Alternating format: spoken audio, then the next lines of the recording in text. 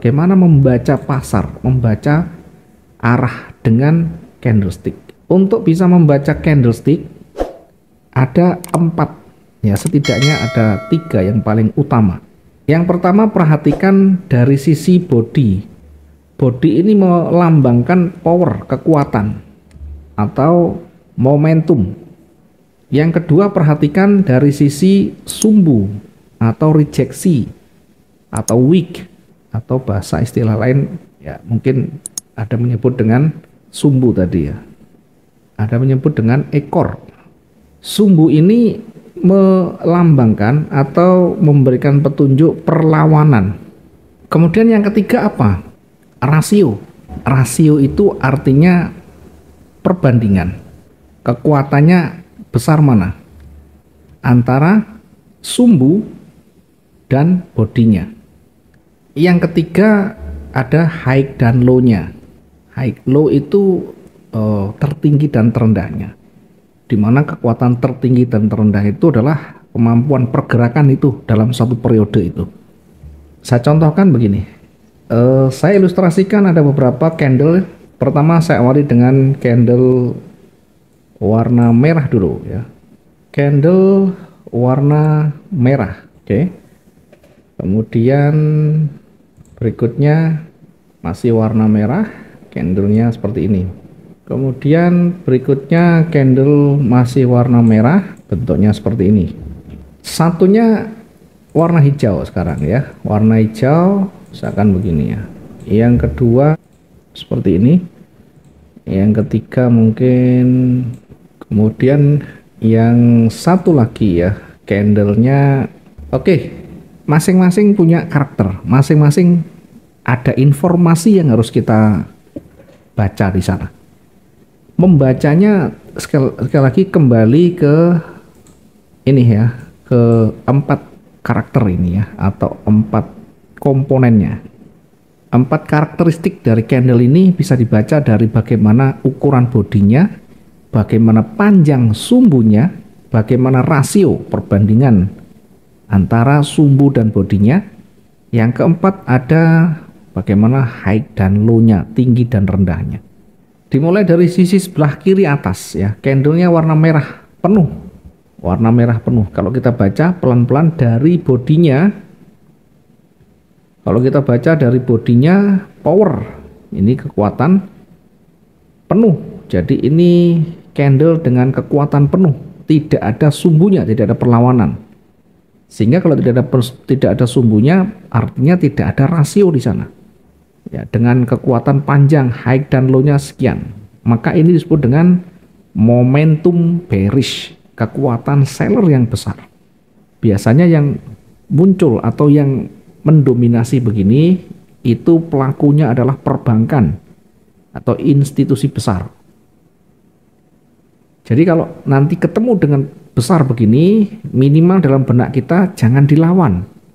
Ya, sangat beresiko dilawan. Ikuti saja, berarti arahnya merah ini akan cenderung turun.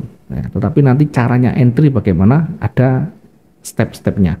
Intinya dalam benak kita tanamkan bahwa ketika candle ini panjang, warnanya merah, itu artinya bearish itu sangat kuat atau banyak yang menjual. Kalau dalam suatu daerah saat di pasar itu banyak yang menjual, apapun namanya, produknya, apapun barangnya, apakah baju, apakah makanan, semakin banyak orang menjual, maka harga akan semakin merosot, banyak persaingan. Apalagi pedagangnya makin banyak. Jadi yang merah ini sebenarnya mau lambangkan banyak pedagang di sana. Banyak yang menjual.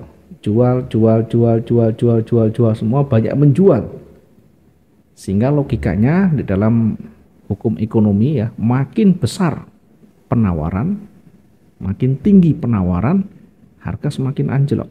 Ini peluangnya bergerak akan makin turun. Demikian juga yang warna hijau begini. Kalau warna hijau ini artinya banyak membeli. Banyak membeli, banyak beli, banyak beli, banyak beli terus. Sehingga ketika permintaan itu naik, stok di pasar bisa berkurang. Kalau yang jual banyak, stok di pasar melimpah, harga akan anjlok. akan turun lagi. Kalau warna hijau itu artinya banyak yang beli. Ya, misalkan di jelang hari raya, jelang lebaran, atau jelang hari-hari besar misalnya. Itu artinya permintaan naik. Apakah itu dalam bentuk makanan atau kebutuhan rumah tangga lain misalkan. Sehingga permintaan itu makin banyak. Dilambangkan dengan warna hijau begini. Kalau kita catat satu persatu statistiknya misalkan jam ini ya, yang beli berapa terus begitu. Sehingga digambarkan dari transaksi sekian juta orang itu, maka jadilah candle seperti ini. Jadilah candle yang tebal. Artinya tidak ada penolakan di atas maupun di bawah. Di atas tidak ada sumbu, di bawah tidak ada sumbu, di atas tidak ada sumbu, di bawah tidak ada sumbu. Ini artinya momentum bullish yang di warna hijau, yang warna merah momentum bearish. Hati-hati ketika candle ini panjang begini, apalagi tidak ada sumbunya. Yang kedua, ada candle dengan body yang pendek. Candle dengan body yang pendek. Disebut candle dengan body pendek itu ya tentu dari candle itu kita bandingkan ukurannya body bagaimana, sumbunya bagaimana, rasionya bagaimana. Sehingga kalau ini muncul seperti ini, candle dengan body yang kecil dengan sumbu yang panjang, sumbu ini adalah perlawanan. Sehingga kalau sumbunya ada di bawah, maka ini perlawanan buyer yang muncul. Yang ketiga, rasio perbandingan ya antara body dan sumbu. Bodinya pendek, sumbunya panjang. Panjangnya di bawah itu berarti dorongan ke atas kuat. Buyernya mendorong dengan kuat di sana. Penolakan buyer di sana. Sehingga mengindikasikan dari candle seperti ini, mengindikasikan market itu akan cenderung berbalik ya. Dari merah akan berubah menjadi hijau. Dari turun akan berubah menjadi naik. Semakin panjang sumbunya itu artinya penolakan semakin besar. Bagaimana kita mengukur panjang? Bandingkan dengan sumbunya. Disebut candle panjang itu kalau sumbunya makin panjang dari bodinya ya. Bisa 3 kali bahkan 4 kalinya dari bodinya yang ada di situ. Bukan body yang candle sebelumnya, tapi body yang ada dalam satu candle. Demikian juga ini yang bawah. Yang bawah candle dengan body yang pendek memang warnanya hijau, tapi jangan lupa ada sumbu yang di atas, penolakan seller namanya ini. Penolakan seller. Sumbu yang di atas makin panjang, maka penolakan seller makin kuat. Dari awalnya trennya naik, ini bisa berpeluang dia akan kembali turun. Ini dari candle ini ya. Jadi kalau kita lihat sumbunya panjang, bodinya pendek, itu artinya kekuatannya berkurang. Powernya sudah mulai berkurang. Sumbu yang panjang mengindikasikan perlawanan. Kalau dia panjang di atas, berarti perlawanan turun. Kalau dia panjang di bawah, berarti perlawanan naik. Ya, kita bisa lihat dengan perbandingannya.